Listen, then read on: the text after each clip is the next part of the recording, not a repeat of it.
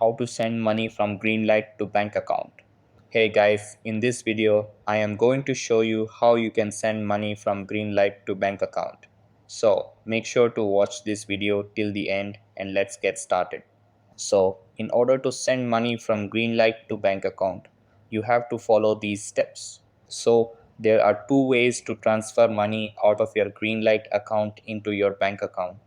First one is from the parent dashboard. So what you have to do is tap on the three dots next to your parent's wallet. Then select transfer to bank account. After that, enter the dollar amount you'd like to transfer and tap next. Then confirm the bank account you'd like to transfer money to and tap transfer.